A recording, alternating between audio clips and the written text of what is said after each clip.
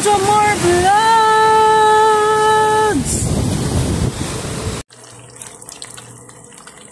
So, 4 na jetlog lang ang ating nakayanan.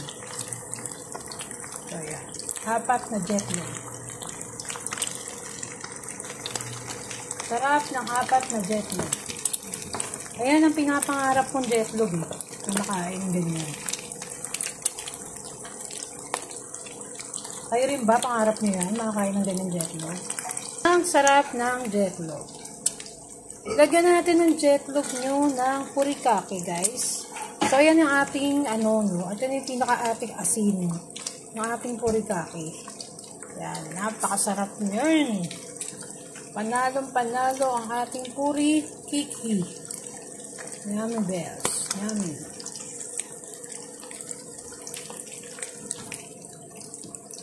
Ayun na nga mga patay gutom, no? Ngayon lang tayo magla-lunch, guys, no? Grabe. No? Wala tayong maisip na iluto ngayon, eh. So, ito lang. Ito lang yung natin. So, nagisa na tayo ng sibuyas, guys. Nagisa na tayo. May sibuyas at bawang. Kaya na nga. Ayan. Ayan na. Ayan na. Lagay na natin ang ating mga tuna. Century tuna. So, kung nakikita nyo, guys, hindi ko masyadong niluluto yung yung sibuyas at yung bawang. Kasi guys, nawawala talaga yung sustansya yung sibuyas, guys. Kasi lahat talaga, guys, ng mga niluluto na yung mga sibuyas, bawang, dapat talaga yung kinakain yan, guys, ng dilaw. No, kung gusto nyo pumasok sa katawan natin na masustansya yan. No, kaya nakikita nyo sa mga Korean, guys, di ba?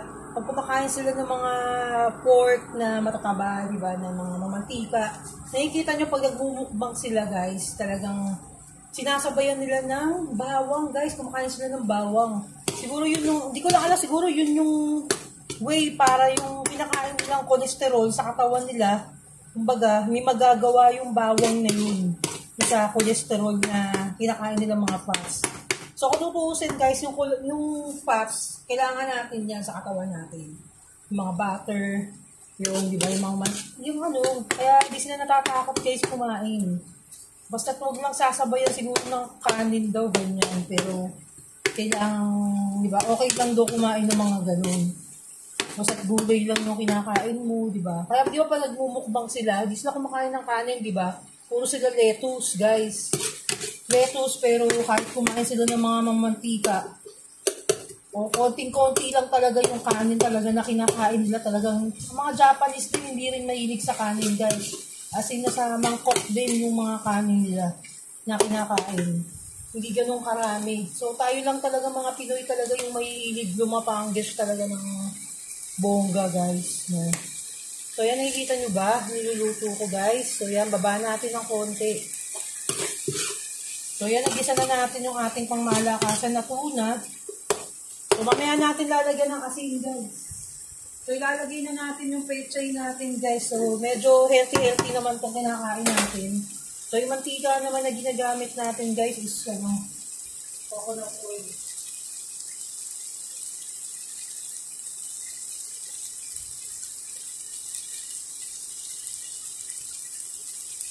So, napakaganda ng pechay na nabili ko. In-expect ko to, guys, itong pechay na to, na siya.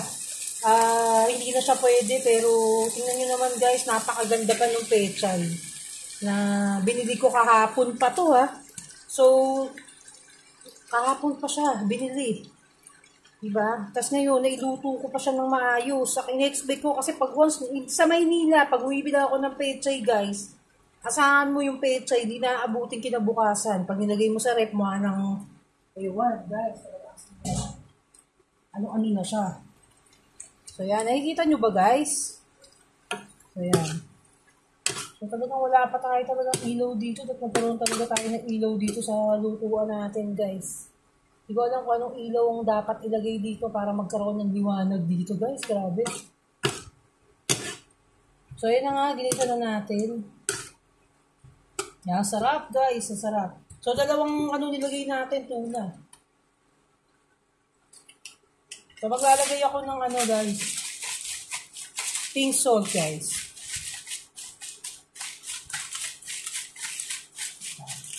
So, wala pa rin talaga tayong mabilan ng ano guys, ng rock salt talaga dito guys. Di ko alam. Sa Maynila pa talaga ako makakabili ng rock salt. Grabe. Puros iodized guys. Di ko alam kung bakit durog na durog yung ano dito eh. Durog na durog yung mga asin dito sa amin. So nakakatakot bumili kasi guys, baka iodized yun. Kasi ang iodized nga guys, hindi nga maganda sa katawan. So baliktad yung mga nalalaman natin guys na yung iodized, maganda sa katawan natin yan na ibibigay. Kahit ako guys, iodized ang ginagamit ko noon. Buti na lang guys, nalaman ko na hindi maganda pala yung iodized gamitin. Hindi siya healthy gamitin. Dapat ang ginagamit lang natin pink salt tsaka rock salt guys. Tapos yung tubig na iniinom natin, kung gusto nyo gumaling sa mga sakit-sakit nyo, kailangan umiinom tayo ng yung tubig na iniinom natin, lalagyan nyo ng rock salt, lalagyan nyo ng pink salt. Pero may sabi ni Doc Atoy, meron dong yun guys, may oras lang yun. Kailangan makonsume mo na siya kaagad, hindi siya overnight. Kasi nga, ginagawang alkaline yung tubig. So, di ba, ang alkaline, within a day lang, o 1 day lang, dapat na-consume mo na siya, parang ganun, di ba? May expiration yung tubig ng alkaline. Di ba? Hindi ka pares ng mga mineral. Yung mineral kahit matagal, pero yung alkaline, hindi siya pwedeng patagalin, guys. Nawawala yung bisa ng pagiging alkaline niya. Pero kung gusto nyo naman na talaga guys, na talagang instant alkaline, binom kayo ng Quantumin Plus. Oo guys, kasi yung Quantumin Plus guys, lahat ng sakit nyo, lahat ng mga nararamdaman nyo, internal, tsaka, di ba, magagamot lahat yan. Tsaka yung mga nagko-comment sa akin na gusto mag-try ng Quantumin Plus, o kayong manghinayang guys, mag-try nyo na ng try. Diba? Hanggat wala pa kayong mga nararamdaman sa katawan nyo, subukan nyo na, hindi yung nandyan na yung sakit, tsaka kaya ako iinom. Diba? Dahil kasi may gusto ka nang gamutin, ganun. Gawin yung habits ng pag-inom ng Quantumin Plus, wala namang mangyayaring masama sa inyo. Diba? Tsaka yung mga lolo't lola nyo, mga tatay nyo, mga kamag-anak nyo, lahat. Yung mga bata, kahit bata, pwede uminom yan, guys. Kasi hindi naman, kasi panglinis kasi yan sa tubig, sa katawan natin, guys. Maraming gamot yan, kung may mga sugat kayo, diba? Ulit ko, diba? So, ang sarap na to. Niluto ko. So, napakasimple lang ang ulam namin, guys. Talagang pechay lang at tuna.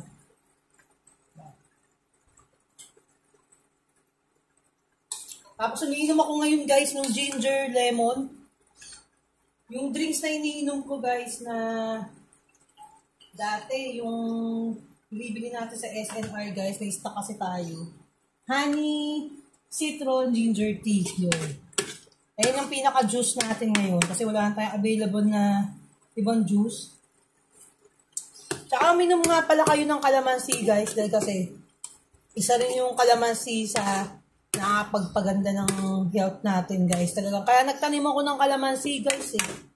Kasi ako mahilig ako sa kalamansi juice. Lahat ng mga kalamansi juice talaga, buko juice, kalamansi juice. Sobrang hilig ko talaga doon. As in talaga. Diba?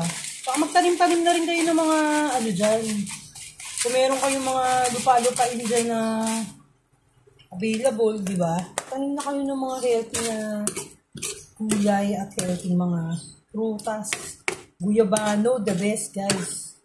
Guyabano, saging na saba. Yan. Mas healthy daw ang saging na saba pag hilaw. Pag hindi siya niluluto Yung di ba kasi may sabaw na hinog na, mas healthy daw kainin yung ganun. So, ayun na, nakaluto na tayo, guys. So, ayun na nga. So, kakain na kami. Salamat sa mga tropa pips natin dyan. So, ayun yung napakasarap na aking niluto na pechay with tuna. So, dati di ba luto tayo ng pechay with tofu. So, ito naman pechay with tuna, guys. So, sana nagustuhan nyo yung aking vlog, no? Ang aking video ngayon. So, mag-subscribe lang kayo, guys. Kung natutuwa kayo sa aking video, mag-comment down below na lang kayo, guys. Comment kayo kung ano yung gusto nyong paluto sa akin, guys, na mga healthy recipe dyan. Diba? And mag-comment kayo para nababalikan ko rin yung channel nyo at nakakapag-comment ako doon sa mismong channel nyo, guys. So, dito nagtatapos ang aking vlogs. Niya mga vlogs. Tapatay gutom, babu!